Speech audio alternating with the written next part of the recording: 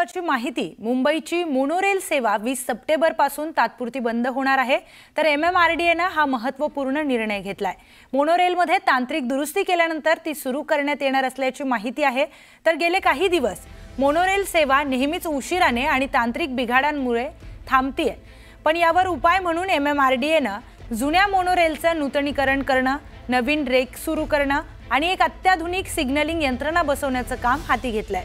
सध्या रात्रीच्या वेळेत केवळ 3.5 तास हे काम करण्यासाठी मिळत असल्याने कामामध्ये मोठा अडथळा येतोय। हे काम जलद गतीने आणि अचूकपणे पूर्ण करण्यासाठी मोनोरेल सेवा तात्पुरती बंद ठेवण्याचा निर्णय घेण्यात आलाय। थेट जाऊयात आपल्या प्रतिनिधी सुस्मिता भदाने यांच्याकडे।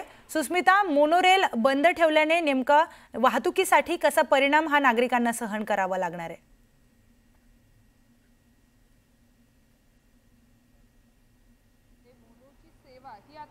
काही काळासाठी बंद असणार आहे। 20 तारखेपासून मोनोची सेवा ही बंद असणार आहे। सध्या मी मोनोच्या या डेपोमध्ये आहे। समोर आपण बघतायत ती जुनी मोनोरेल आपल्याला पाहायला मिळते आहे। तर त्याचबरोबर नवीन वैशिष्ट्यांनी सज्ज अशा 10 मोनोरेल आता सज्ज झालेल्या आहेत। प्रत्येकी 4 कोच या प्रत्येक मोनोमध्ये असणार आहे। 520 प्रवासी संख्या असणारी ही मोनो असणार आहे। मेट्रो लाईन 2 आणि 7 ज्या पद्धतीने त्यावरती सिग्नलिंग सिस्टीम आहे CBTCची, त्याच पद्धतीची सिग्नलिंग सिस्टीम इथे बसवण्यात आलेली आपल्याला पाहायला मिळते। सोबतच या सगळ्या मोनोच्या दरवाजांमध्ये आपण जर बघितलं तर हा इंटरपास असणार आहे। सोबतच CCTV सुद्धा बसवण्यात आलेले आहेत।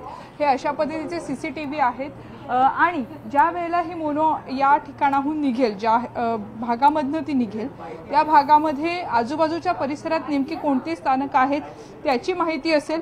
दिव्यांगांसाठी विशेष व्यवस्था करण्यात आलेली आहे। ज्या पद्धतीच्या अपघातांची सतत आपण बघतोय की मोनोरेल सामना करत आहे, त्यानंतर हा महत्त्वाचा निर्णय घेण्यात आलेला आहे। साधारणपणे 4 एअर सस्पेन्शन सुद्धा बसवण्यात आले। समोर आपण बघतोय जी दुसरी मोनो आहे ही जुन्या पद्धतीची होती, ज्यामध्ये 4 गाईड व्हील्स नव्हते, केवळ 2 गाईड व्हील्स होते। आता ते 2 गाईड व्हील्स 4 मध्ये रूपांतरित होणार आहेत। हा डिस्प्ले असणार आहे ज्यावरती पुढचं स्टेशन नेमकं कोणतं असेल, अनाउन्समेंट नेमक्या काय असतील ते असतील। सोबतच या सिस्टीममध्ये आपण जर बघितलं तर थेट पायलट सोबत सुद्धा तुम्ही बोलू शकणार आहात, मोनोच्या चालकाशी तुम्ही बोलू शकणार आहात आणि त्या संवादासाठी सुद्धा हा डिस्प्ले महत्त्वाचा आहे। साधारणपणे प्रवासी संख्या किती असणार आहे याच्याबद्दलची माहिती सुद्धा यामध्ये आपल्याला पाहायला मिळणार आहे। मोनोच्या या सगळ्या पद्धतीमध्ये आपण जर बघितलं तर मेट्रोप्रमाणेच ही सुविधा साकारण्यात आलेली आहे। या संपूर्ण कंट्रोल पॅनलचा परिसर आता आपण सध्या बघतोय की या कंट्रोल पॅनलवरती सुद्धा आपण जर बघितलं तर अद्ययावत प्रणालीचा वापर केला। बेरिंगचं तापमान साधारण किती असणार आहे, कपलिंगचं डिझाईन सध्या बदलण्यात आलेलं आहे। ज्या वेळेला आपत्कालीन परिस्थिती असेल त्यावेळेला याच भागातून स्पीड सुद्धा नियंत्रण करता येईल आणि थेट प्रवाशांशी संवाद सुद्धा साधता येणार आहे।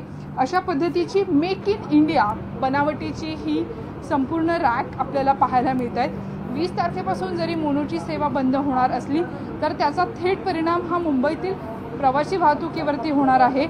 गेली अनेक वर्ष ही मोनो तोट्यात आहे, परंतु आता तिचं अद्ययावत रूप आपल्याला पाहायला मिळणार आहे। आता ज्या ठिकाणी मी उभी आहे हे आहे दिव्यांगांसाठीचे विशेष जागा इथे बनवण्यात आलेली आहे। साधारणपणे 520 प्रवासी संख्या या मोनोची आहे, परंतु ज्या वेळेला मोनोमध्ये अपघात घडलेले आहेत त्यावेळेला फायरचा मुद्दा सुद्धा महत्त्वाचा आहे। समोर आपण बघताय फायर सिलेंडर इथे नेमण्यात आलेले आहेत, ठेवण्यात आलेले आहेत। या फायर सिलेंडरच्या मदतीनं आणि ज्या पद्धतीची टेक्नॉलॉजी आतमध्ये वापरली आहे साधारणपणे अर्धा तास या संपूर्ण परिसराला फायर रेजिस्टन्स मिळू शकतो। हा डिस्प्ले इथे दिसतोय ज्यामध्ये आजूबाजूच्या परिसरात काय नेमक्या वास्तू आहेत, कोणते महत्त्वाचे ठिकाणं आहेत याची माहिती मिळेल आणि चेंबूरपासून SG महाराज चौकापर्यंतची ही वाहतूक असणार आहे। त्यामुळं एकूणच काय मोनो जरी बंद होत असली तरी तिचं अद्ययावत स्वरूप आपल्याला भविष्यात पाहायला मिळणार आहे आणि मुंबईकरांचा प्रवास सुखकर करण्यासाठी मोनो कशा पद्धतीने नव्या रूपात समोर येते हे बघणं महत्त्वाचं असणार आहे। निश्चितच सुष्मिता, धन्यवाद आपण दिलेल्या सविस्तर माहितीसाठी।